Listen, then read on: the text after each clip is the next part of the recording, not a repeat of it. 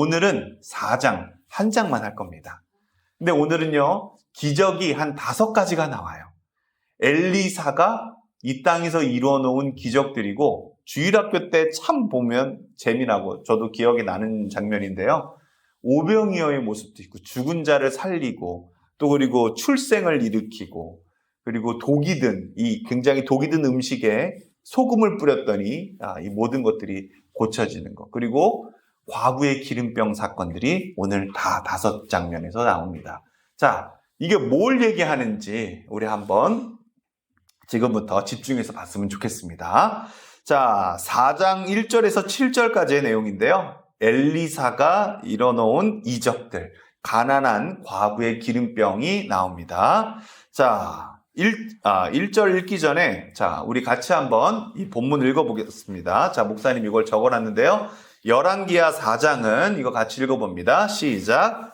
열왕기하 4장은 하나님의 사람 엘리사를 통해 하나님의 성품과 능력이 어떻게 구체적으로 나타나는지를 보여줍니다.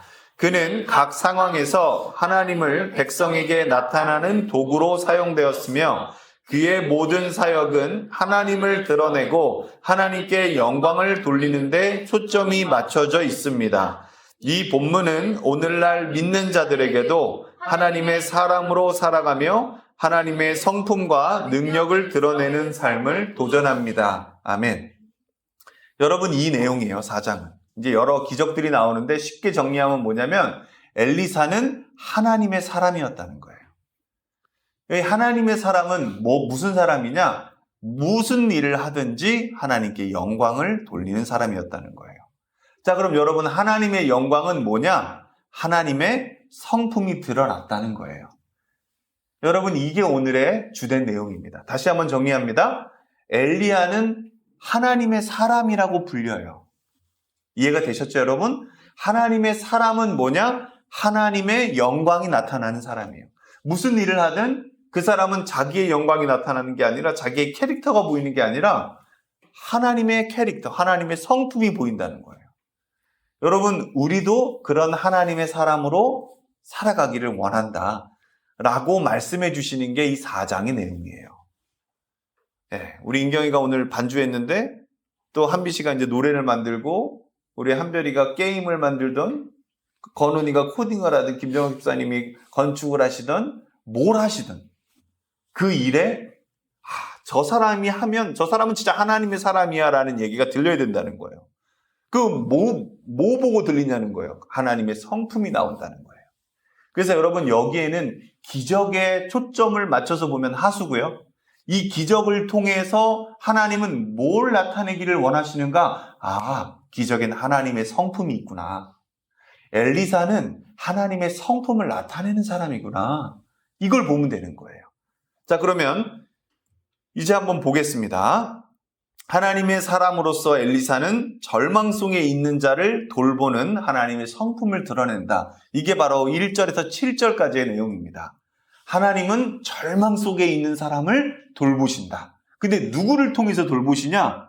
때로는 까마귀를 통해서 엘리야를 돌봤던 거 기억나시죠? 그죠? 그리고 죽겠어요, 죽고 싶어요 라고 얘기했을 때 정말 공황장애가 오고 너무 힘들 이때에도 하나님이 천사를 보내주셔서 입히시고 먹이시는 거 보이시죠? 근데 여러분, 평소 때에는 하나님이 어떻게 하시냐면요, 하나님의 사람을 통해서 역사하신다는 거예요. 여러분들이 하나님의 사람이고 우리가 하나님의 사람인 줄 믿습니다. 아멘. 그러니까 여러분, 잊지 마십시오. 우리 회사가 왜 커지냐? 내가 하나님의 사람이라 그래요. 왜? 하나님이 붙여주시는 거예요. 하나님이 사람에게 세상의 사람들을 붙여주시는 거예요. 뭘 나타내라고요? 하나님의 성품을. 자신은 그런 준비가 안 돼 있는 것 같은데 하나님 보시기에는 능력도 주시고 공급도 해주시고 힘도 주신다는 거예요. 그래서 우리에게 계속해서 하나님의 사람으로 살 수 있는 기회와 힘을 주신다는 내용이 오늘 이 내용인 거예요. 자, 오늘 한번 보겠습니다. 1절입니다. 같이 읽어보죠. 예언자, 시작. 예언자 신학생들의 아내 가운데서 남편을 잃은 어느 한 여인이 엘리사에게 부르짖으며 호소하였다. 예언자님의 종인 저의 남편이 죽었습니다. 예언자님께서도 아시다시피 그는 주님을 경외하는 사람이었습니다. 그런데 빛을 준 사람이 와서 저의 두 아들을 자기의 노예로 삼으려고 데려가려 합니다. 아멘. 자, 여러분, 이 1절에는 배경이 좀 있습니다. 먼저 첫 번째는 엘리야, 승천한 엘리야 얘기를 좀 해야 되는데, 엘리야는 한평생 뭘 했냐면요, 바알과 싸웠어요. 우상과 싸웠습니다. 그리고 선지 학교들을 세웠어요. 돌아다니면서. 우리 엘리야가 올라가기 전에 여리고도 갔었고 베델도 갔었고 요단 강편 갔었던 거 다 기억나시죠? 그게 다 선지 학교들 갔던 거라고 얘기했었죠? 자, 초대 학교장은 엘리야였어요. 근데 주된 총장은 누구였냐면 엘리사였어요. 엘리야가 바알이랑 싸울 때, 그리고 그 시내산 사건 이후에 하나님이 엘리사에게 기름 부으고 난 이후에, 엘리사가 세워진 이후에 엘리사는 뭘 했었냐면 주로 엘리야가 초기에 세워놨던 선지 학교를 돌봤어요. 그래서 실제로 엘리사에게 많이 배웠던 사람들이 많았습니다. 엘리사에게 배웠던 그런 선지생도들, 후보생들이 많았다는 거죠. 자, 그 엘리사가 제자들에 대한 애정도 많았을 거예요. 정이 있었겠죠? 그런데 그렇게 잘 따르던 선지생도들 가운데 한 명이 죽었다는 거예요. 근데 와이프가 찾아왔습니다. 자기네가 지금 가족이 팔려가게 생겼다는 거예요.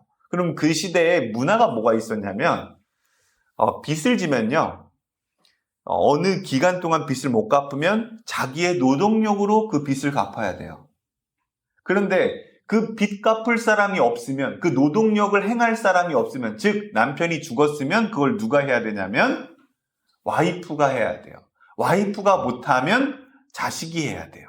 즉 노예가 된다는 이야기예요. 종이 된다는 이야기예요. 하지만 50년 하고 50년 사이에 갚으면 그건 풀리게 돼 있어요.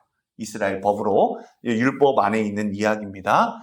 그래서 지금 하나님을 경외했던 우리 남편이 하나님이 불러서 갔는데, 저희가 지금 종으로, 노예로 팔려가게 생겼습니다. 저희 하나님을 해야 되는데 도와주세요, 예언자요, 엘리야 예언자요, 우리를 도와주세요 라고 찾아왔다는 거죠. 자, 이렇게 절망 가운데 있고 어려움 가운데 있을 때 하나님은 어려운 자들을 하나님의 사람을 통해 도우신다는 겁니다. 할렐루야.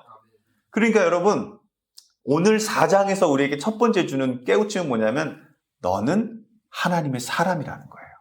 우리 따라해 봅시다. 나는 하나님의 성품을 나타내는 하나님의 사람이다. 하나님의 사람이다. 아멘. 네. 여러분, 우리는 정체성이 바로 그거예요. 자, 2절입니다. 시작.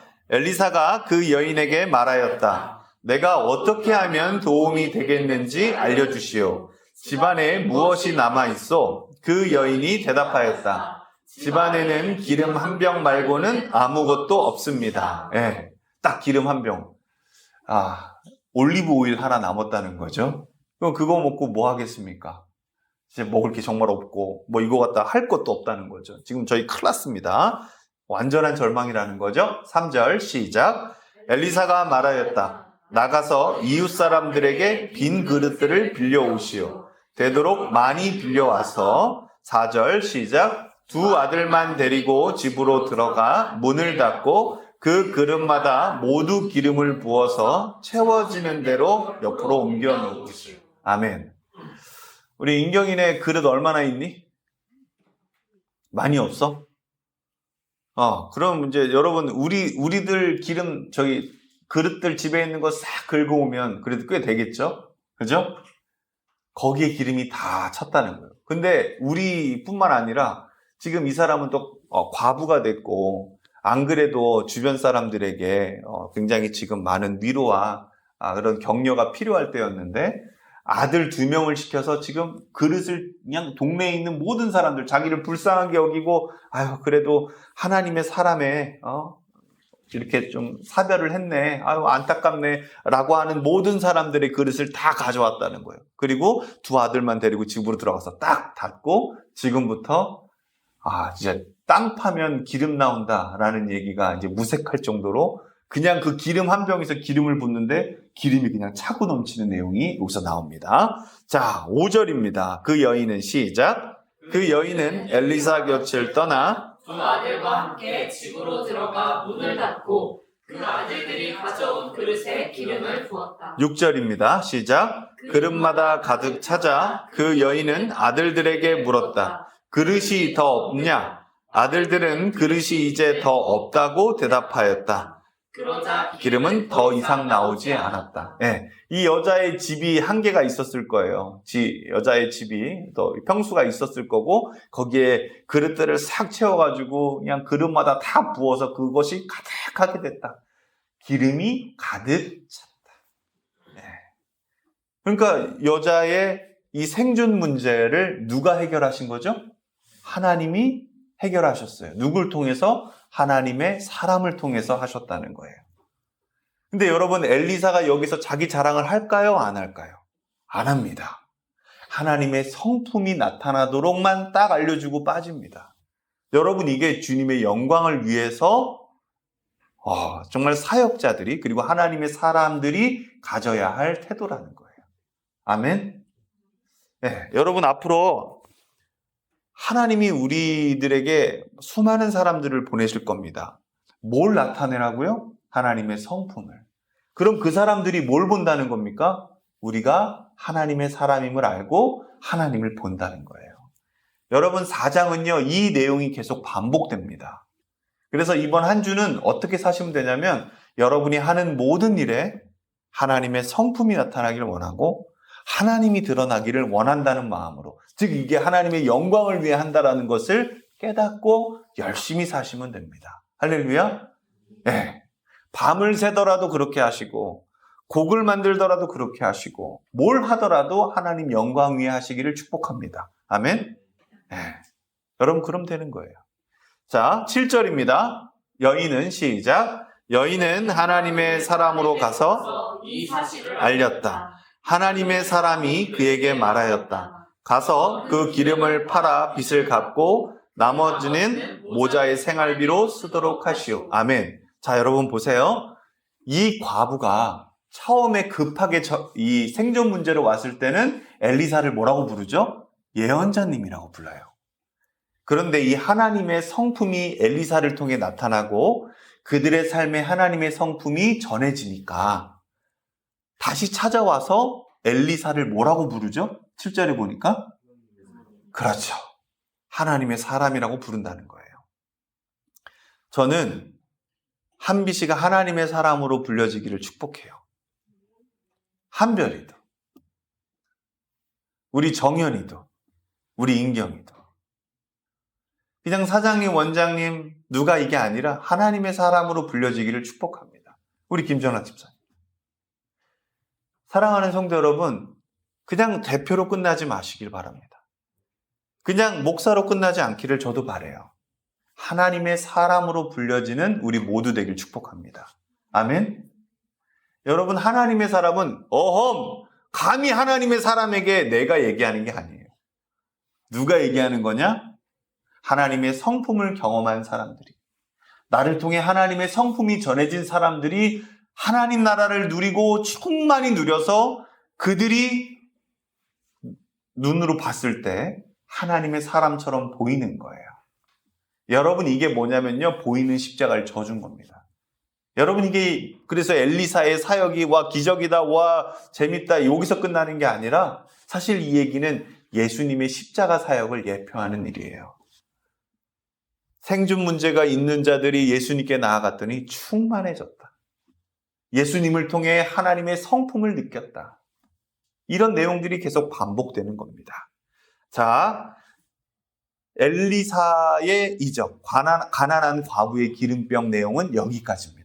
이 첫 번째 기적이 끝난 겁니다. 자, 이제 두 번째 기적 한번 가보겠습니다. 먼저 그 전에 목사님이 하얀 글씨 읽을 테니까 여러분들이 노란색 글씨를 읽어주시죠. 엘리사는 기름 한 병밖에 없는 과부의 문제를 해결하며 그녀와 그녀의 자녀를 빚에서 구해냅니다. 하나님의 긍휼과 자비를 나타내는 장면으로 엘리사가 단순히 인간적인 방법으로 도운 것이 아니라 하나님의 능력을 통해 기적을 행했음을 보여줍니다. 아멘. 목사님도 목회 초기에 참 하나님의 능력으로 돕기를 바랬어야 됐는데 목사님도 인간이고 아직 경험이 없는지라 어떻게든 그냥 저의 힘과 저의 인간적인 능력으로 여러분들을 도우려고 했던 것 같아요.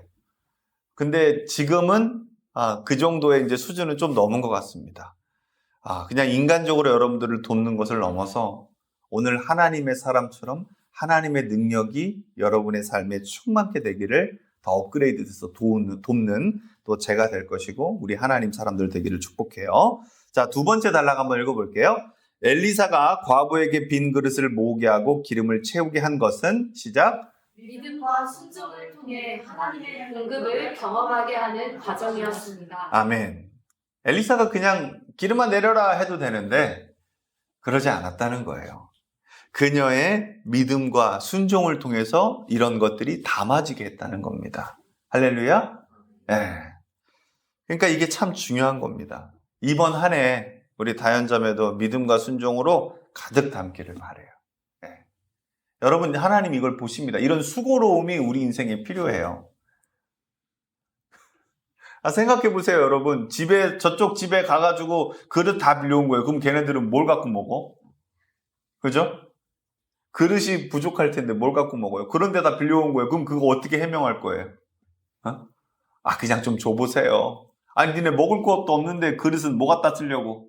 그런 수고로움이 있다는 거예요. 근데 거기에 좌절하지 않고 끝까지 믿음으로 다 채워놓고 문을 딱 닫고 자식 2명이랑 딱 들어가서 기름을 부으니까 거기 그 믿음과 순종 위에 하나님의 역사가 있었다는 거예요. 그래서 여러분, 아무리 한쪽에서 기적을 세게 베풀려 해도 받아들이는 쪽에서 순종과 믿음이 없으면 기적과 이적과 성품은 나타나지 않아요. 네, 참 재밌죠? 네. 아무리 예수님이 십자가에서 죽어주셨어도 우리를 위해서 완벽하게 이루어주셨어도 그걸 내가 받아들이지 않으면 죄송하지만 아시아와 심판의 끝이 똑같아요. 어쩔 수 없는 겁니다. 하나님의 선이, 하나님의 성품, 하나님의 사랑을 우리가 받아들이지 않으면 어쩔 수 없는 거예요. 그래서 진짜 우리에게 요구되는 건 순종과 믿음이라는 겁니다. 자, 하나님의 사람은 절망 속에서 하나님의 공급과 은혜를 중재하는 역할을 한다. 이게 오늘 두 번째 기적에 나오는 얘기입니다. 우리 같이 한번 읽어보죠. 하나님의 사람은 시작. 하나님의 사람은 절망 속에서 하나님의 공급과 은혜를 중재하는 역할을 한다. 네, 이게 또 엘리사가 이런 모습을 보였다는 거예요. 자, 두 번째 기적은 뭐냐면요. 8절부터 17절까지의 내용인데 수넴이라는 지역에 사는 한 부자 우리 사모님이 계셨는데요. 그 사모님이 이 하나님의 사람 엘리사를 섬기기를 좋아했어요. 엘리사가 지나갈 때마다 저희 집 위에 되게 좋은 루프탑이 있는데 그 옆에 좋은 이렇게 숙소를 해놨습니다. 여기 경치도 좋은데 음식도 드릴 테니까 여기서 마음껏 쉬시고 묵다 가세요 라는 선의를 계속 베풀었다는 거죠. 그래서 엘리사가 어떻게 되냐, 너무 고마워서 혹시 내가 뭐 진짜 이루어줄 거 없습니까? 뭐 정치적인 이슈도 되고요, 뭐 어렵게 얽힌 문제도 됩니다. 저한테 얘기해 주시면 제가 다 풀어드릴게요. 이런 얘기를 합니다. 근데 이 여자에게 아이가 없었어요. 그래서 그 아이가 이제 하나님의 선물로 주어지는 내용이 나오게 됩니다. 자, 그 내용을 엘리사가 이제 중재해요. 이 여자는 아이를 가질 생각을 하지도 않아요.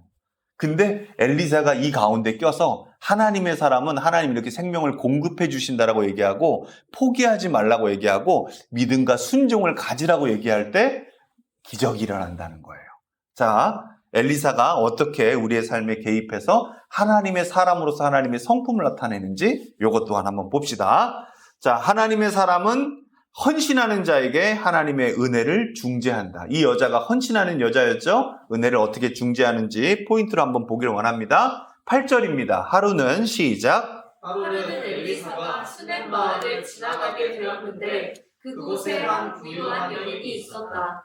그가 엘리사에게 음식을 대접하여 싶어하여 엘리사는 그곳을 지나칠 때마다 거기에 들러서 음식을 먹곤 하였다. 네, 수넴이라고 하면 여러분들이 어떻게 알 수 있을까요? 예전에 다윗 왕 때 한번 나왔네요. 다윗 말년 때 그 아비삭이라고요. 그 다윗에게 동침은 들었으나 다윗이 그 어린 그 여자와 함께 마지막에 몸을 따뜻하게 하려고 했던 그 여자가 아비삭인데 그 사람이 바로 수넴 사람이었어요.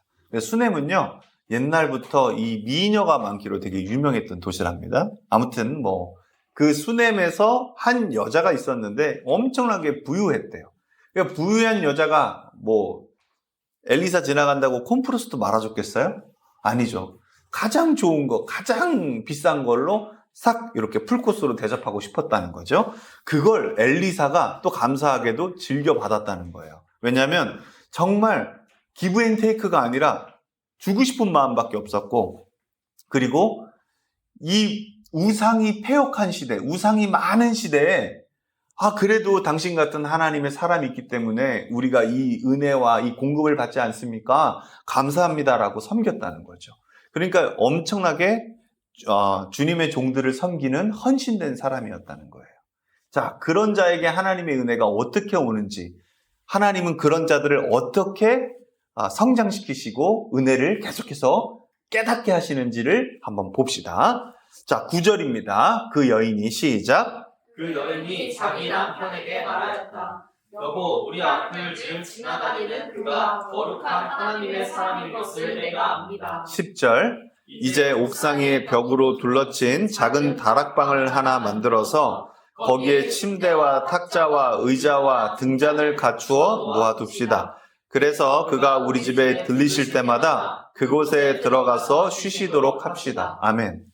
여러분, 이 여자의 마음은 조금 다릅니다. 그냥 있는 집을 꾸며가지고 창고 같은 집을 꾸며서 여기 쓰세요 한 게 아니라 원래 옥상밖에 없었는데 선지자님을 딱 모시고 식사만 하기에 너무 아쉬웠던 거예요. 그래서 옥상에다가 최신식으로 딱 전망 좋게 집을 딱 짓고 거기에 제일 좋은 가구들 딱 놓고 선지자님 이 지나갈 때마다 보세요. 요거 완성되시면 그냥 언제든지 와서 여기서 쉬시고 드시고 주무세요 라고 얘기를 했다는 거죠. 그러니까 얼마나 엘리사도 감사했겠습니까? 자, 그 내용이 계속 이어집니다. 10절 시작. 이제 옥상에 11절입니까? 죄송해요. 11절 시작. 하루는 엘리사가 거기에 갔다가 그 다락방에 올라가 누워 쉬게 되었다. 12절. 엘리사가 자기의 젊은 시종 게하시에게 수넴 여인을 불러오라고 하였다. 게하시가 그 여인을 불러오니 그 여인이 엘리사 앞에 섰다. 네. 엘리사가 그 집에 들어가 보니까 세상에 어떻게 이런 곳이 있을까? 이 여자의 마음이 너무 귀한 거예요. 가구 하나, 하나하나 다 이 하나님의 사람이 쉬기를 바라고 더 사역에 집중하기를 바라고 더 우리를 깨워주기를 원하는 그런 어떤 디테일들이 다 담겨져 있는 거죠. 감동을 한 겁니다. 하나님의 사람이. 그래서 게하시를 불러서 이 사모님을 좀 모시고 와라. 내가 하나님의 이름으로 좀 베풀어야겠다. 그들의 문제가 뭐가 있는지를 좀 얘기해줘라 라고 이제 이야기를 했다는 거죠. 자, 13절입니다. 시작. 엘리사가 게하시에게 말하였다. 부인께 이렇게 여쭈어라. 부인, 우리를 돌보시느라 수고가 너무 많소. 내가 부인에게 무엇을 해드리면 좋겠소? 부인을 위하여 왕이나 군사령관에게 무엇을 좀 부탁해 드릴까요? 그러나 그 여인은 대답하였다. 저는 저의 백성과 한데 어울려 잘 지내고 있습니다. 아멘. 여기 이제 내가 무엇을 해드리면 좋겠어 하면서 이제 이런 표현을 합니다. 부인을 위하여 왕이나 군사령관에게 무엇을 좀 부탁해 드릴까요? 이런 얘기도 합니다.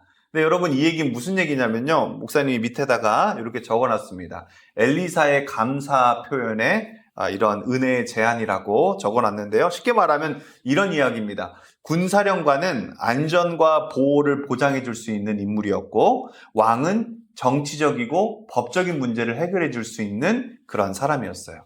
그래서 법적인 문제나 정치적인 문제, 왜냐면 부자니까 이런 것들이 얽혀있는 게 설마 있습니까? 있다면 제가 어떻게든 이거 풀어드릴게요 라고 말할 정도로 감동했다는 거예요.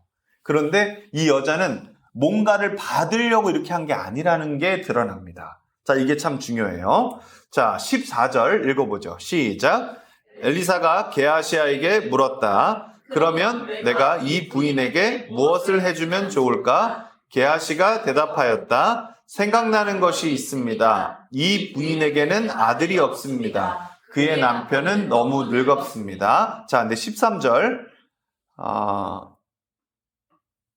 그러나 그 여인은 대답하였다. 저는 저의 백성과 한데 어울려 잘 지내고 있습니다. 그러니까 그런 정치적인 거나 법적인 이슈가 저에겐 없고 저는 지금 아주 소탈하게 잘 살고 있습니다. 하나님의 은혜로 저는 지금 충만히 잘 살고 있습니다. 저는 아무 문제 없습니다. 라고 얘기했는데 14절에 어떻게 나오냐? 엘리사가 여기서 멈추지 않았다는 거예요. 아니다. 저 여자에게 더 필요한 게 없을까를 더 간절히 한번 바라봐라 라고 게하시에게 딱 얘기했더니 게하시 그 젊은 시종이 얘기했다는 겁니다. 선지자님 제가 이렇게 보니까 저 여자에게 아들이 없습니다. 아들이 하나 있으면 더 풍성할 것 같습니다 라고 얘기했다는 거죠. 여기서 엘리사가 그 얘기를 듣고 하나님 앞에 기도를 하고요. 하나님 앞에 은혜를 중재합니다. 아버지, 이렇게 하나님께 헌신하는 자의 삶에 자녀가 없습니다. 하나님 기적을 베풀어 주십시오. 생명의 하나님 기적을 베풀어 주십시오. 라고 얘기한다는 거예요. 자, 15절 읽어봅니다. 시작. 엘리사는 게하시에게 그 여인을 다시 불러오게 하였다. 게하시가 그 여인을 부르니 그 여인이 문 안에 들어섰다. 16절. 엘리사가 말하였다. 내년 이맘때가 되면 부인께서는 품에 한 아들을 안고 있을 것이요. 여인이 대답하였다. 그런 말씀 마십시오, 예언자님. 하나님의 사람께서도 저 같은 사람에게 농담을 하시는 것입니까? 예. 또 이 사람도 지금 뭐라고 부르죠? 예언자님 하다가도 뭐라고 부르죠? 마지막에? 예. 하나님의 사람이라고 부르죠. 그러니까 엘리사는 어느 누구에게도 가도 결국에는 예언자로 시작됐다가 뭐로 끝날까요? 하나님의 사람으로 끝나요. 근데 여러분 재밌습니다. 하나님의 사람이라고 불리는 순간 누가 일하시게요? 하나님이 일하십니다. 여러분 이게 참 귀한 얘기예요. 그러니까 여러분 그냥 사람을 보는 게 아니라 사람의 능력을 보는 게 아니라 그 사람에게 능력을 주시는 분을 보는 순간 하나님의 사람이라고 보고 부르는 순간 누가 들으시고 누가 움직이신다는 거예요? 하나님이 들으시고 하나님이 움직이신다는 거예요. 여러분 이게 그냥 그 사람의 믿음 없음을 얘기하고 그 사람의 어떤 그냥 믿음의 한계를 얘기하는 것 같지만 이 여자의 믿음의 한계를 얘기하는 것 같지만 아닙니다. 이 여자는 믿음이 좋은 사람이에요. 왜? 엘리사를 통해 하나님을 본다는 거예요. 여러분 이 시대에 이런 사람들이 참 많은 것 같아요. 나 믿음 좋아, 나 믿음 좋아, 나 믿음 좋아, 나 믿음 좋아 하는데 그 사람의 성품을 보면 믿음이 전혀 안 보여요. 그냥 자기가 하나님의 사람이라고 말하고 다니는 거예요. 저는 이런 사람입니다. 전 이런 걸 했고요. 제가 이런 걸 했더니 하나님 저한테 이런 걸 주셨고요. 이런 걸 주셨고요. 이런 걸 주셨고요. 이 얘기를 남이 해야 하는데 그 도움을 받은 남이 해야 하는데 누가 한다는 거예요? 그러니까 자기가 하고 있는 거예요. 그러니 여러분 이 시대에 교회를 떠난 사람들이 안 오는 이유 중에서 교회를 떠난 이유 중에서 가장 큰 이유 중에 하나가 뭐냐면 이 기독교인들은 변하지 않는다는 거예요. 하나님의 성품이 전혀 안 보인다는 거예요. 여러분 오늘 이 4장이 그냥 우리에게 기적이 필요합니까? 여러분 기적을 간구합시다로 끝나지 않기를 축복해요. 진짜 기적은 뭡니까? 변하지 않을 것 같고 죄인 같은 우리에게 예수님이 오셔서 예수님의 성품이 자라나는 게 기적입니다. 아멘. 여러분 이 성품은 계속 자라날 것입니다. 그냥 한 번 일어나고 많은 기적이 아니라 사람들은 이런 기적을 인생에서 체험하길 원하는데요. 여러분 우리 이거 엘리야 때도 배웠잖아요. 기적을 일으키시는 분은 하나님이시잖아요. 근데 그 기적 안에 하나님은 안 계실 때도 있다 그러잖아요. 뭡니까? 기적은 나의 신앙을 성장시킬 수 없다라는 걸 우리가 배웠지 않습니까? 유지시켜줄 수 없다라는 걸 배웠지 않습니까? 그러니 오늘 이 말씀을 다시 한번 새기길 바랍니다. 이 여자가 얘기한다는 거죠. 하나님의 사람이여 어찌 그런 농담을 하십니까? 이게 정색하고 했을까요? 아니에요, 여러분. 하나님의 모습을 그 사람을 통해 봤다는 겁니다. 자, 17절입니다. 읽어보죠. 시작. 그러나 그 여인은 임신하였고 엘리사가 말한 대로 다음 해 같은 때에 아들을 낳았다. 네, 아들을 낳았어요. 그리고 내용이 딱 끝날 것 같다? 아니에요. 여기서 이 여자의 그 아들을 얼마나 귀했겠습니까? 그죠? 그 아이가 조금 자라서의 일인데요. 이제 일사병으로 갑자기 급사하게 됩니다. 그리고 이 여자는 생각나는 사람이 딱 한 명밖에 없어요. 누구? 하나님의 사람. 엘리사를 찾아갑니다. 그 엘리사가 여기에 와서 이제 이 아이를 살려내는 장면이 나오는데, 자, 이 내용 우리 다음으로 한번 가봅시다. 그 전에 한번 정리를 하고 갑시다. 수넴 여인은 같이 읽어봅니다. 시작. 수넴 여인은 엘리사를 하나님의 사람으로 인식하고 그를 섬기며 자신의 집에 방을 마련합니다. 이는 그녀가 하나님의 대리인을 섬기는 태도를 보여줍니다. 그녀의 섬김에 대한 응답으로 엘리사는 그녀가 바라지 않았던 기적, 즉 아들을 약속하고 이를 이루게 합니다. 할렐루야. 아멘. 자, 여러분 한번 보세요. 이 여자의 집은 그냥 부잣집이었을까요? 하나님 보시기에는 교회였을까요? 한번 얘기해 보세요. 그냥 부잣집이었을까요? 하나님 보시기엔 교회였을까요? 네, 교회였습니다, 여러분. 여러분, 우리 예술교회가 이런 교회가 되길 축복해요. 무슨 얘기냐? 여러분, 오늘 밤 예술교회가 없어진다고 생각해 보십시오. 그러면 세상이 알까요? 세상이 슬퍼할까요? 자, 그런데 이 여자의 집이 오늘 밤 없어진다고 생각해 보십시오. 그럼 적어도 엘리사는 슬퍼할까요? 여러분, 우리 예술교회가 그냥 우리끼리의 모임이 아니라 이번 연도까지는 여러분 진짜 이 7년까지는 여러분들이 더 채우고 여러분들이 성화되는 한 해가 되기를 축복합니다. 아멘. 그리고 내년부터는 진짜 우리 하나님께 계속 기도하면서 이 사회, 하나님이 앞으로 우리를 보내실 그 사회와 유기적으로 연관되었으면 좋겠습니다. 가난한 자들을 먹인다든지, 주님의 종들을 섬긴다든지, 하나님의 사람들을 키운다든지, 여러분 이런 일들을 진짜 하나님이 기뻐하신다라는 걸 알고 예술교회가 이런 일들을 지역사회와 함께 해나갈 때, 할렐루야, 여러분 하나님은 하나님의 사람을 보내서라도 은혜를 중재하시고 깨우쳐서라도 주신다라는 거예요. 여러분 우리가 이런 부분에서 정말 깨어있는 한 해가 되기를 원하고 기도로 준비했으면 좋겠고요. 이런 일을 준비하기 위해서 여러분 열심히 주님의 영광을 나타내기 위해 일했으면 좋겠습니다. 할렐루야. 전 정말 소원이 하나 있다면 우리 멋진 하나님 쉴 수 있는 이런 예배당도 주시고 또 도심에 우리 어른들 있잖아요. 배고프신 어른들, 또 배고프신 많은 또 우리 젊은 친구들도 있고 그런 친구들이 누구나 와서 돈 내지 않고 와서 먹을 수 있는 그런 식당 하나 차리는 게 목사님 꿈이에요. 근데 하나가 아니라 사실 더 많아졌으면 좋겠어요. 그래서 지금 여러분 저희가 교회밥이 맛있잖아요. 그죠? 이 맛있는 밥 저희 안에서 끝낼 겁니까? 우리 정연이 찌든 찌개 그냥 머릿속에만 있고 끝낼 거예요? 아니죠, 여러분.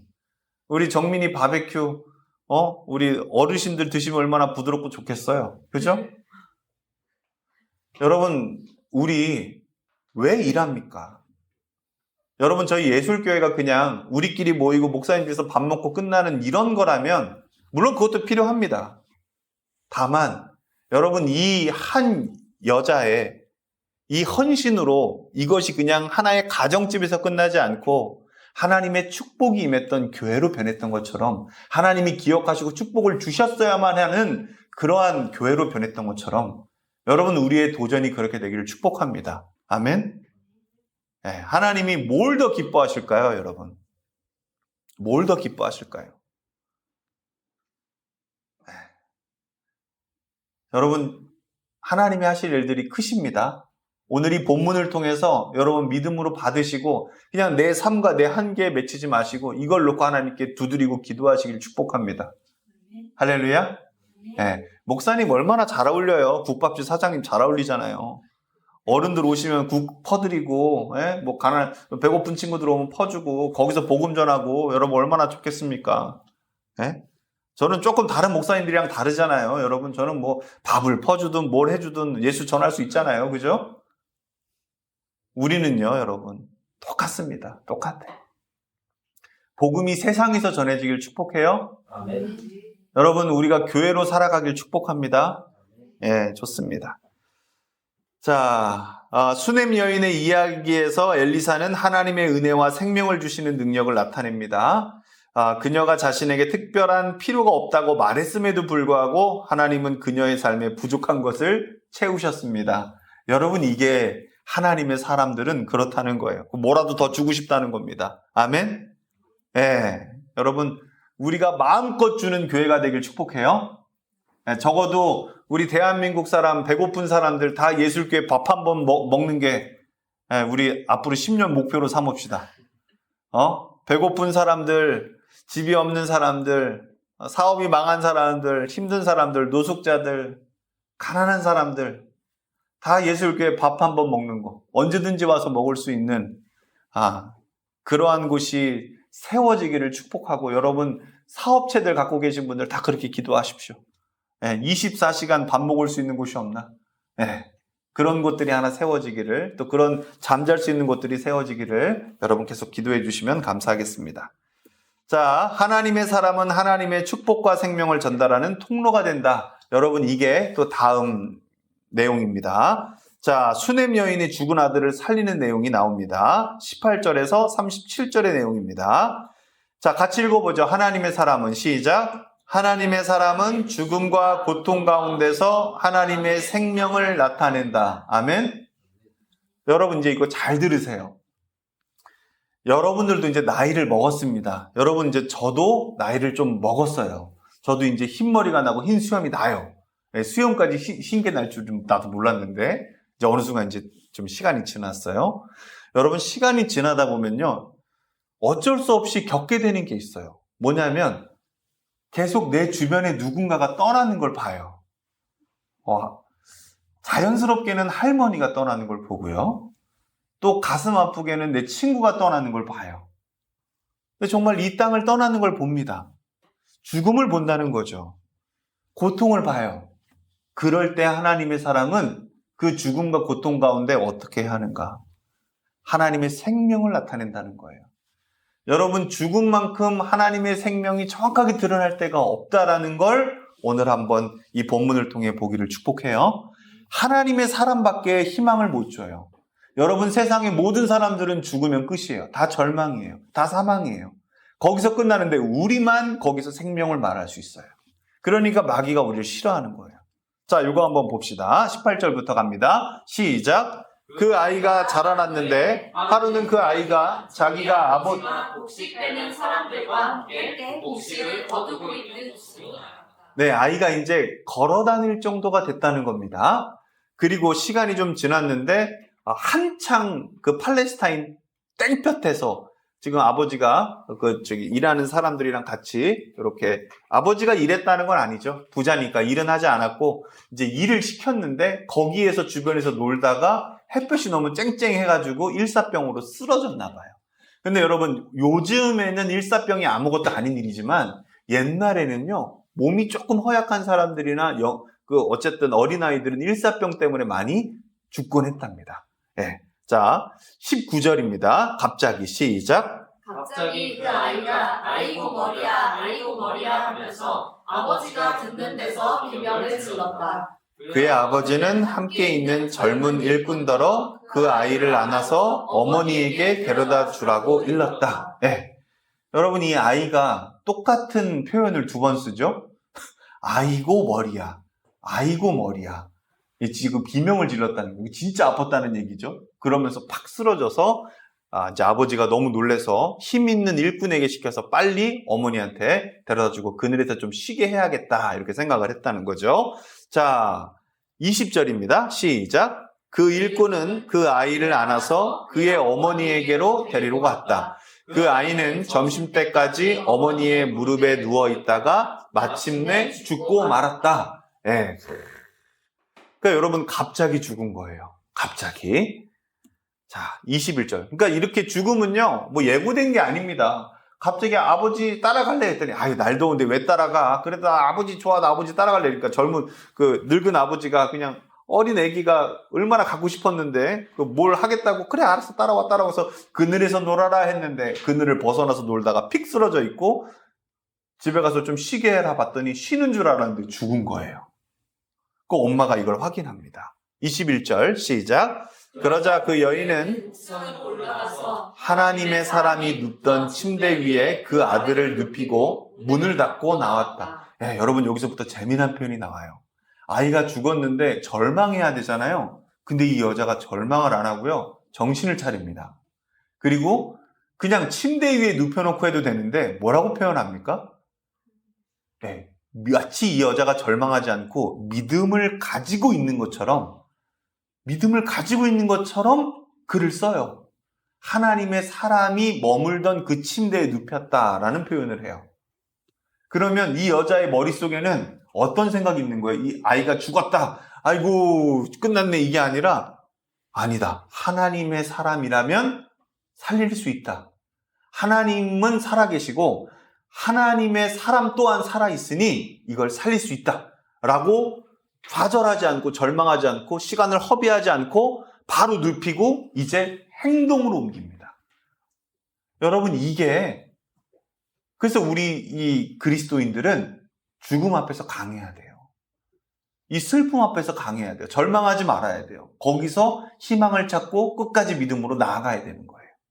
남들은 다 절망하더라도 우린 그러면 안 된다는 겁니다. 22절입니다. 시작. 그리고 그 여인은 남편을 불러서 이렇게 말하였다.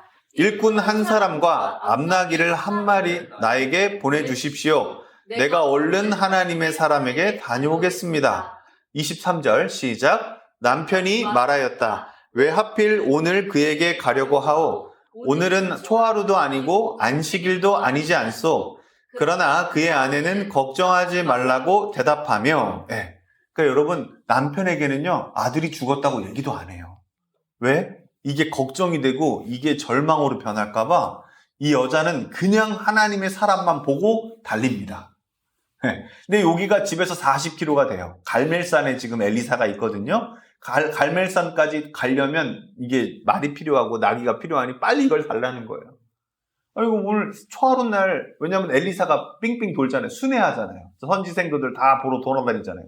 그래서 초하루 날에 갈멜산에 있건지 안식일 날에 갈멜산에 있는데 그날도 아닌데 어떻게 거기로 가려고 해요 했더니 모르겠어요. 전 지금 거기 가야 돼요 라고 딱 얘기했다는 거죠.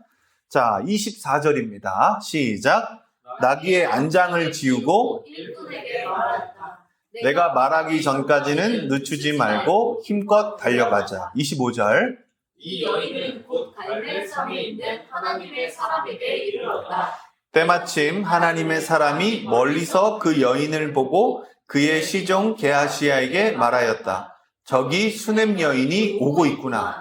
여기서부터 계속 나오는 워딩이 뭡니까? 하나님의 사람입니다. 할렐루야.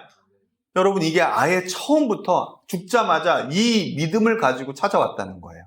자, 저기 수넴 여인이 오고 있구나 라는 거를 엘리사가 봤다는 거죠. 26절 시작. 달려가서 맞아라. 부인께 인사를 하고 바깥 어른께서도 별거 없으신지 그리고 아이도 건강한지 물어보아라. 게하시가 달려가서 문안하자. 그 여인은 모두 별거 없다고 대답하였다. 그러니까 이 여인이요 남편한테도 안 말하고요 게하시에게도 안 말합니다. 왜요? 시간을 지체하고 싶지 않아요. 그냥 하나님의 사람만 만나고자 하는 게 있는 거예요. 그래서 막 급한 걸음으로 가면서 이제 게하시가 나오는 거죠. 그러면서 아유 집에 어르신이랑 뭐 별일은 없습니까? 했더니 네 별일 없습니다 하면서 막 가는 거예요. 그러니까 그냥 프리패스상인 거죠. 쫙 갑니다. 자 27절 시작. 그런 다음에 곧 그 여인은 산에 있는 하나님의 사람에게로 가서 그의 발을 꼭 껴안았다. 게하시가 그 여인을 떼어놓으려고 다가갔으나 하나님의 사람이 말리면서 말하였다. 그대로 두어라. 부인의 마음속에 무엇인가 쓰라린 괴로움이 있는 것 같구나. 주님께서는 그가 겪은 고통을 나에게는 감추시고 알려주지 않으셨다. 네, 하나님의 사람에게도 안 알려주신 거예요. 그러니까 그 여자가 그냥 발 붙잡고 막 급한 걸음을 해서 발 붙잡고 막 우는 거예요. 그런데 이제 그 감정을 통해서 엘리사에게 하나님이 가르쳐 주십니다. 28절 시작. 여인이 엘리사에게 말하였다. 예언자님, 제가 언제 아들을 달라고 하였습니까? 저는 오히려 저 같은 사람에게 농담을 하지 마시라고 말씀드리지 않았습니까? 네. 그러니까 처음에 아이를 하나님 주실 거다 야구했을 땐 하나님의 사람이라고 딱 얘기를 해요. 그땐 기분이 좋았어요. 근데 이제 아이가 하나님 딱 데리고 가시고 딱 그렇게 되니까 아이가 죽으니까 갑자기 하나님 사람을 보고 왔다가 갑자기 서러움이 터지니까 갑자기 예언자님으로 바뀌는 거예요. 감정이 당연히 자식이 죽었으니까 그렇죠. 감정이 왔다 갔다 하는 겁니다. 자, 내가 언제 아들을 달라고 했습니까? 오히려 저 같은 사람에게 농담하지 말라고 말씀드리지 않습니까? 자, 29절 시작. 엘리사가 게하시에게 말하였다. 허리를 단단히 묶고 내 지팡이를 들고 가거라. 길을 가다가 어떤 사람을 만나도 인사를 해서는 안 된다. 인사를 받더라도 그에게 대꾸를 해서는 안 된다. 그리고 가거든 내 지팡이를 그 아이의 얼굴 위에 놓아라. 그러면 엘리사는 지금 하나님의 뜻을 받았어요. 그리고 지팡이를 들고 게하시에게 시켜서 바로 뛰어가지고 머리맡에 놓으면 이게 나을 거다라는 내용이 마음이 안에 다 포함되어 있는 거죠. 자, 그런데 어떤 일이 벌어지냐? 이 여자의 간절함이 나옵니다. 30절 시작. 그러나 아이의 어머니는 말하였다. 주님의 살아계심과 예언자님의 목숨이 살아계심을 두고 맹세합니다. 저는 어떤 일이 있어도 예언자님을 떠나지 않겠습니다. 엘리사는 하는 수 없이 일어나서 그 부인을 따라 나섰다. 네, 여기서 또 아주 멋진 고백이 나와요. 그러니까 이 여자가 감정이 자식이 죽었으니까 왔다 갔다 할 수밖에 없죠. 그러면서 30절에 얘기합니다. 주님의 살아계심과 예언자님의 목숨이 살아계심을 두고 맹세합니다. 하나님은 살아계신 하나님이고 살아계신 하나님이 세워주신 사람도 하나님을 믿는 사람도 살아있으니 살아계신 분께서 살려주십시오 라고 얘기하는 거예요. 자, 그러면서 저는 어떤 일이 있어도 예언자님을 떠나지 않겠습니다 하니까 엘리사가 원래 게하시 시켰잖아요. 그렇게 해서도 낫는 거였는데 이 여자의 간절함 때문에 어떻게 합니까? 직접 찾아갑니다. 자, 31절 시작. 게하시가 그들보다 먼저 가서 그 아이의 얼굴에 지팡이를 올려놓아 보았으나 아무런 소리도 없었고 아무런 기척도 없었다. 게하시가 엘리사를 맞으려고 되돌아와서 그에게 말하였다. 아이가 깨어나지 않았습니다. 왜? 당연하죠. 엘리사가 가는데 이런 기적은 안 일어나도 되는 거죠. 그러니까 여러분 한번 보세요. 예수님이 백부장의 믿음 얘기하죠. 그 믿음이 이스라엘 중에서 제일 크다 하죠. 백부장 믿음이 뭐였죠? 내 종이 아프다 이거예요. 그런데 안 오셔도 된다. 나도 종한테 오라면 오고 가라면 간다. 그러니까 주인께서 예수님께서 주인 되시니까 그냥 멀리서 원격으로 나으라 하면 나을 거 아니냐. 그렇게만 해달라. 와, 믿음 대박이죠. 그러니까 여러분 그 백부장의 믿음이요 보지 않고 믿는 믿음이고 그냥 오지 않아도 되는 믿음인 거예요. 근데 이 여인은 말 그대로 엄마의 마음인 거예요. 어떻게든 아이를 살리고 싶은 이 간절함과 조급함과 이 여러 가지가 있던 거죠. 감정도 왔다 갔다 하고. 하지만 이런 상황 가운데도 하나님의 성품은 그 감정을 따라가지 않아요. 하나님의 계획을 따라갑니다. 이 계획이 뭔가 봤더니 이제 일어납니다. 32절 시작. 엘리사가 집 안에 들어가서 보니 그 아이는 죽어 있었고 그 죽은 아이는 엘리사가 눕던 침대 위에 누워 있었다. 예. 자, 33절 시작. 엘리사는 방 안으로 들어가서 문을 닫았다. 방 안에는 엘리사와 그 죽은 아이 둘뿐이었다. 엘리사는 주님께 기도를 드린 다음에 34절 침대 위로 올라가서 그 아이 위에 몸을 포개어 엎드렸다. 자기 입을 그 아이 입 위에 두고 자기 눈을 그 아이의 눈 위에 두고 자기의 손을 그 아이의 손 위에 놓고 그 아이 위에 엎드리니 아이의 몸이 따뜻해지기 시작하는 것이 아닌가. 35절. 엘리사가 잠시 내려앉았다가 집안 이곳저곳을 한번 거닌 뒤에 다시 올라가서 그 아이의 몸 위에 몸을 포개어 엎드리니 마침내 그 아이가 7번이나 재채기를 한 다음에 눈을 떴다. 예. 여러분, 전 이 모습을 보면서 이제 쉽게 말하면 뭡니까? 이거 AI로 진짜 안 뽑아지던데. 이걸 선정적인 이슈로 보더라고요. 네, 좀 가슴 아프죠? 자, 침대에 아이를 눕혔다는 겁니다. 그리고 그 위에 엘리사가 그대로 그 아이의 모습 그대로 엎어져서 계속 숨을 불어 넣어줬다는 거예요. 기도하면서. 여러분, 저는 이 모습을 그냥 하나의 기적으로 볼 수 있지만, 자, 묵상을 하다 보니까, 이게 예수님이 우리한테 이렇게 하셨구나라는 게 보여졌어요. 여러분, 이거 잘 보셔야 됩니다. 이거 오늘 중요한 표현입니다. 예수님이 2000년 전에 우리를 위해서 십자가에 달려 죽으셨어요.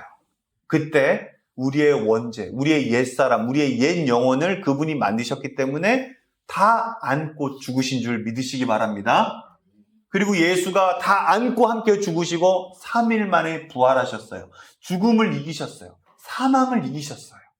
그때 우리도 새로운 영혼이 되어서 살아난 줄 믿으시기 바랍니다. 그러므로 여러분, 이제 내 안에 내가 사는 것이 아니요 예수가 사는 것입니다. 예수의 생명이 사는 것입니다. 여러분, 이 아이도 물론 생명이 다시 살아난 것이지만 이제 이 아이의 생명은 아이의 생명이 아니라 누구의 생명입니까? 하나님의 생명인 것입니다. 하나님의 사람으로서 살아가야 하는 것입니다. 여러분, 우리도 예수의 생명을 받고 예수가 엘리사가 아이와 함께 포개어져서 아이와 함께 연합되어서 함께 죽고 살아난 것처럼, 물론 엘리사는 죽은 건 아니에요. 이거 예수님의 죽음을 예표하는 겁니다. 예수님의 부활을 예표하는 거예요, 여러분. 이게 엘리사는 죽었다가 살아난 게 아니지만 죽었던 자를 살렸던 거 아닙니까? 연합되어져서 함께 하나가 되어서 그렇게 됐던 거 아닙니까? 그 예수님의 사역을 예표하는 겁니다. 여러분, 우리가 이러한 생명을 받았다는 거예요. 그러니 여러분, 우리가 죽었던 영혼이 이렇게 있는데 그분이 찾아오셔서 우리에게 다시 생기를 불어 넣어주신 겁니다. 우리의 죄성을 다 그분이 가져가시고 그분의 생명을 우리에게 주셨다는 내용입니다. 이 복음을 오늘 이 본문에서도 발견하고 여러분 다시 한번 마음에 새기셔서 정말 예수님의 생명으로 사는 복음의 사람이 되시기를 축복합니다. 자, 7번이나 재채기를 한 다음에 눈을 떴다. 36절 시작. 엘리사가 게하시를 불러서 수넴 여인을 불러오게 하였다. 게하시가 그 여인을 불렀다. 그 여인이 들어오니 엘리사가 그 여인에게 아들을 데리고 가라고 하였다. 37절. 그 여인은 들어와서 예언자의 발에 얼굴을 대고 땅에 엎드려 큰절을 하고 아들을 데리고 나갔다. 아멘. 자, 수넴 여인이 아들이 죽었을 때 엘리사는 단순히 동정하거나 위로하는 데 그치지 않고 하나님의 능력을 통해 아들을 다시 살립니다. 우리 같이 읽어보죠. 엘리사가 시작. 엘리사가 직접 아이의 몸 위에 엎드려 간절히 기도하고 하나님의 생명을 부어넣는 장면은 하나님의 생명을 회복시키는 사역의 상징입니다. 아멘. 시작. 하나님의 사람은 죽음을 이기고 생명을 주시는 하나님의 능력을 나타내는 중재자이다. 아멘. 그러니까 여러분, 절망하고 있고 죽음의 가운데 있는 사람에게 여러분, 우리는 하나님의 생명을 말할 권리가 있고 그를 중재할 권세가 있는 겁니다. 여러분, 그러한 사람이 되시기를 축복해요. 그냥 눌려 사는 사람들이 아니라 말할 수 있는 사람이 되기를 축복합니다. 자, 이제 거의 다 왔습니다. 엘리사의 이적, 국 속의 독을 제거하는 장면이 나오는데요. 가난한 선지생도들이 먹을 게 없어서 독이 들어있던 열매를 넣은 겁니다. 근데 이게 배가 아프고 이제 먹지 못하는 쓴 사건이 일어나는데 이때 또 소금을 넣습니다. 그러면서 이게 싹 변하는데 소금의 능력이 있다라는 얘기가 아니라요. 하나님의 능력이 있다라는 내용입니다. 2절인데 우리 같이 한번 읽어봅니다. 자, 그 전에 이 주된 내용이 뭔지 한번 같이 읽어봅니다. 시작. 하나님의 사람은 생명을 위협하는 환경에서 하나님의 보호와 치유를 나타낸다. 예. 그러니까 우리는 이렇게 살아야 된다는 거예요. 자, 38절입니다. 시작. 엘리사가 길갈로 돌아왔다. 그곳은 엘리사가 예언자 수련생들을 데리고 사는 곳이었다. 마침 그때에 그 땅에 흉년이 들었다. 엘리사가 한 종에게 큰 솥을 걸어놓고 예언자 수련생들이 먹을 국을 끓이라고 하였다. 39절. 한 사람이 나무를 캐려고 들어나갔다가 발견하고서 그 덩굴을 뜯어 옷에 가득 담아가지고 들어와서 그것이 무엇인지도 잘 모르는 채로 국솥에 썰어 넣었다. 40절. 그들이 각자 국을 떠다 먹으려고 맛을 보다가 깜짝 놀라 하나님의 사람을 부르며 그 솥에 사람을 죽게 하는 독이 들어 있다고 외쳤다. 그래서 그들이 그 국을 먹지 못하고 있는데 41절. 41절 여러분 집에서 읽어보세요. 41절 제가 못 찾아. 제가 다른 PPT 해놨네요. 죄송해요. 41절 누가 한번 읽어주시겠습니까? 다 뭐 했죠? 자, 그럼 41절은 집에서 한번 같이 읽으면 되는 거 아니에요? 같이 읽어봅니다. 시작. 엘리사가 밀가루를 가져오라고 하여 그 밀가루를 솥에 끓인 뒤에 이제는 먹어도 되니 사람들에게 떠다주라고 하였다. 그러고 나니 정말로 솥 안에는 독이 전혀 없었다. 아멘. 자, 여러분 보시다. 밀가루에 독을 해독하는 게 제가 아까 소금이라고 얘기는 잘못했습니다. 예전에 저기랑 좀 헷갈렸네요. 자, 밀가루를 넣었더니 독이 없어졌다. 이제 밀가루가 독을 없애는 거다라는 내용이 아닙니다. 하나님의 능력이 이렇게 임한 거죠. 자, 여기에는 진짜 사람이 먹으면 배탈이 나고 사람이 이렇게 마비까지 올 수 있는 독성이 있는 풀이라고 하더라고요. 어쨌든 이거를 일찍이 발견했고 이제 엘리사가 이것을 기도했더니 이렇게 또 했더니 밀가루를 넣었더니 이렇게 맛있게 먹게 됐다라는 내용이 있습니다. 자, 생명을 살리시는 하나님의 성품을 이렇게 나타내고요. 독이 든 국을 무해하게 만든 것은 단순한 물리적 해결이 아니라 하나님께서 그의 대리자인 엘리사를 통해 이스라엘 백성을 돌보시고 보호하신다는 메시지입니다. 자, 같이 한번 읽어봅니다. 하나님의 시작. 하나님의 사람은 재난과 위기 속에서도 하나님의 치유와 보호를 나타낸다. 네, 지금 수많은 재난과 또 위기가 지금 전 세계에 가득한데요. 하나님의 사람들이 나오기를 바랍니다. 여러분, 그리고 우리도 그러한 하나님의 사람들로 커가고 그런 교회로 커가기를 축복해요. 자, 오늘의 마지막 본문입니다. 2절 남았습니다. 보리빵 20개와 적은 채소로 100명을 먹이는, 그러니까 예수님의 오병이어 사건이 또 떠올리게 하는 예표의 사건이 나옵니다. 자, 하나님의 사람은 부족함 속에서 하나님의 풍성한 공급을 드러낸다. 여러분, 오히려 부족할 때 풍성한 공급이 드러나는 것들을 보게 됩니다. 여러분, 부족할 때마다 하나님께 더 나아가고 그 하나님이 공급하시는 하나님이라는 걸 더더욱 찾고 또 하나님의 사람들에게 이 소식을 알리고 함께 기도하고 나아갔으면 좋겠습니다. 그 부족함을 이 시대는 그냥 자신이 다 채우라고 얘기합니다. 하지만 여러분, 그건 종으로 갈 확률이 굉장히 크다 했죠. 목사님이 지난주에 얘기했습니다. 자녀와 종은 다르다고. 종은 어떻게 산다 그랬죠? 종은 뭘 먹을까, 뭘 입을까를 염려한다 그랬죠? 결혼을 앞두고 염려합니다. 어떤 집에 살까, 어떤 걸 먹을까, 어떤 걸 입을까 다 염려하죠. 근데 여러분, 진짜 자녀는 뭐 하죠? 염려하지 않아요.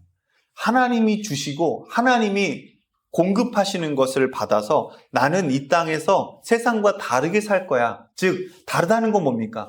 거룩하고 구별되어 살 거야 라는 걸 얘기하는 거 아닙니까? 그래서 자녀로서 살라고 목사님이 지난주에도 얘기했어요. 지금 똑같습니다. 여러분, 우리가 앞으로 계속 살아가는 데 있어서 종으로 살면 계속 부족한 걸 느껴요. 그리고 그 부족함의 공급을 내가 해야 된다라고 배웠고 내가 하라고 얘기를 합니다. 하지만 여러분, 그걸 성경은 수고라고 얘기합니다. 근데 수고해서 땀을 흘려야 먹고 살 거라고도 얘기했어요. 근데 우리가 여러분, 예수 그리스도로 구원받고 예수 그리스도로 회복됐지 않습니까? 예수님 때문에 우리가 자녀가 됐지 않습니까? 할렐루야.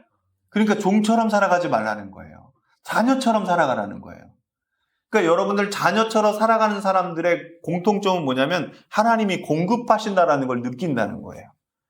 근데 그 과정 속에서도 어느 순간 우리에게 믿음이 없어져서 종처럼 살아간다는 거예요. 그러니까 부족한 것 같고 없는 것 같고 해서 더 뭔가를 구해야 될 것 같고 뭔가를 더 얻어야 될 것 같고 자기에게 채찍질하며 살아간다는 겁니다. 하나님이 우리를 채찍질하지 않으십니다. 여러분, 바알신 섬기는 그 바알 거짓 선지자들이 어떻게 하죠? 하나님을 감동시키려고 자신의 몸을 자해하죠. 밤새도록 울부짖죠. 하루 종일 울부짖죠. 더 자기의 힘을 쏟죠. 여러분, 그게 거짓 신들을 섬기는, 우상을 섬기는 본 모습이라고요. 근데 예수님은 어떻게 하시죠? 자기가 찢기시죠. 우리를 안아주시죠. 그리고 자기의 생명과 자기의 모든 것들을 복음으로 완성하시고 우리에게 끝까지 공급하신다 하죠. 여러분, 이것을 믿고 살아가고 하나님의 때에 하나님의 것이 이루어지기를 간절히 바라면서 기도하면서 사는 하나님의 사람, 하나님의 교회가 되기를 축복한다는 거예요. 오늘 이 내용이 부족함 속에서도 하나님의 풍성함이 나타난다는 겁니다. 자, 한번 읽어봅니다. 42절 시작. 어떤 사람이 바알 살리사에서 왔다. 그런데 맨 먼저 거둔 보리로 만든 보리빵 20덩이와 자루에 가득 담은 핵곡식을 하나님의 사람에게로 가져왔다. 엘리사가 그것을 사람들에게 주어서 먹게 하라고 하였더니, 여러분 봅시다. 42절에 보니까 맨 먼저 거둔 보리로 만든 빵, 이건 초실절이죠?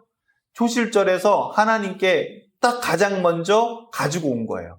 이 시대에 여러분, 그 여로보암이 섬겼던 금송아지가 있었을까요? 있었을까요? 있었어요. 이 여호람 때는 바알 신상들을 많이 깨부셨지만 여로보암이 섬겼던 금송아지는 계속 섬겼어요. 그럼 이들이 초실절날 사실 누구한테 가져갔어야 되냐면 이 보리떡을 금송아지에게로 갖다 바쳤어야 되는 거예요. 그런데 이 구별된 북이스라엘에 아직 하나님을 섬기는 사람들이 있었다는 거예요. 이 사람들이 하나님의 선지 생도들에게, 하나님의 사람에게 이 가장 첫 열매를 가져갔다는 겁니다. 이 채소들도 당연히 핵곡식이니까 당연히 첫 아주 귀한 거였겠죠? 자, 그리고 하나님의 사람을 가져와서 이걸 제사, 이 화목제를 함께 드려달라라고 얘기했다는 거죠. 자, 43절입니다. 그의 시종은 시작. 그의 시종은 100여 명이나 되는 사람들 앞에 그것을 어떻게 내놓겠느냐고 하였다. 그러나 엘리사가 말하였다. 사람들에게 주어서 먹게 하여라. 주님께서 말씀하시기를 먹고도 남을 것이다 하셨다. 44절 시작. 그리하여 그것을 100명이나 되는 사람들 앞에 내놓으니 주님의 말씀처럼 사람들이 배불리 먹고도 남았다. 아멘. 43절, 44절 여러분 눈뜨고 같이 한번 봅시다. 자, 여러분 이 내용이 진짜 중요한 내용이에요. 게하시, 시종은 진짜 종처럼 보죠? 종처럼 보지 않습니까? 여러분 이게 엄격하게 말하면 뭡니까? 하나님의 사람들, 즉 하나님께 바치려고 갖고 온 거죠? 그럼 이 사람들은 하나님의 사람을 보고 갖고 왔어요? 하나님의 사람의 믿는 그 하나님을 보고 갖고 왔어요? 하나님을 보고 갖고 왔죠? 그죠? 결국 이 하나님의 사람을 통해서 누굴 본 겁니까? 하나님을 보고 갖고 왔잖아요. 그런데 이 게하시는 이게 부족하다고 합니까? 부족하다고 합니까? 부족하다고 합니다. 여러분 이걸 잘 이해하셔야 돼요. 이게 종의 한계예요. 근데 엘리사는요, 하나님의 마음으로 이 재물을 봅니다. 아, 이 사람이 이걸 하나님께로 갖고 왔구나. 그럼 하나님이 공급하시겠구나 라는 걸 봅니다. 그래서 이게 부족하지 않고 오히려 차고 넘칠 거고 충만할 거라고 얘기합니다. 그랬더니 44절의 결과가 뭐죠? 주님의 말씀처럼 사람들이 배불리 먹고도 남았다라는 거예요. 여러분 우리의 재물과 우리의 감사와 우리의 시간과 우리의 재능을 여러분 누굴 위해 쓰십니까? 누굴 위해 가져오십니까? 여러분 누굴 위해 쓰세요? 지금 이 사람들, 이 금송아지와 우상을 섬기는 이 나라에서 그 사람들은 우상에게 갖고 가지 않고 자기의 번영을 위해 갖고 오지 않고 하나님을 위해 갖고 왔다는 거예요. 하나님 보고 갖고 왔다는 거예요. 그러니까 어떻게 됩니까? 하나님이 공급하신다는 겁니다. 그런데 하나님의 종은, 그러니까 자녀가 아니라 종으로서 살아가는 사람들은 이게 부족하다라고 느끼는 거예요. 여러분은 어떤 인식을 갖고 계십니까? 오늘 마지막 본문이 우리에게 묻는 겁니다. 여러분, 지금 우리의 생활에 부족함이 있으십니까? 여러분, 예수 그리스도로 인해서 우리가 부족함을 느끼고 삽니까? 더 있어야 된다고 생각을 합니까? 그리고 여러분, 이게 마치 이 세상은 맞다고 생각을 합니다. 하지만 믿음의 눈은 다르다는 거예요. 이 사람이 하나님께 갖고 왔다면 하나님이 먹이실 거라는 겁니다. 할렐루야. 오늘 여러분들이 예술교회에 나와서 하나님이 불러서 나오셨습니까? 그럼 여러분들은 하나님이 공급하실 겁니다. 여러분 일터 하나님이 보내서 가십니까? 하나님이 공급하실 겁니다. 여러분 일하실 때 하나님 때문에 일하십니까? 하나님이 일하실 겁니다. 여러분, 이 간단한 원리를 왜 자녀로서 이해하지 못하냐는 거예요. 왜 종처럼 이거를 비꼬아서 생각하냐는 거예요. 아, 이 정도밖에 못 갖고 왔냐? 아, 이 정도인데 어떻게 100명이 먹냐? 그러니까 예수님도 여러분 오병이어 사건에서 뭐라고 얘기하십니까? 제자들은 다 먹을 거 구하러 갔죠. 근데 예수님이 뭐라고 하시죠? 아유, 난 숨겨둔 양식이 있어 라고 하시잖아요. 그러니까 하나님 말씀대로 사는 거 아니에요? 하나님의 공급을 먹고 사는 거 아니에요? 할렐루야? 말씀이 곧 양식이고 예수님이 곧 빵 아닙니까? 여러분, 이제 오늘 본문 다 마쳤어요. 이제 우리 이 하나하나의 기적들을 같이 한번 다시 돌이켜보고 그대로 찬양하고 우리 오늘 기도하고 마칠 겁니다. 여러분, 이제 우리가 쏟아내야 되는 시간입니다. 말씀을 그냥 배웠다면 여기서 끝내는 게 아니라 여러분, 우리 마음껏 찬양했으면 좋겠습니다.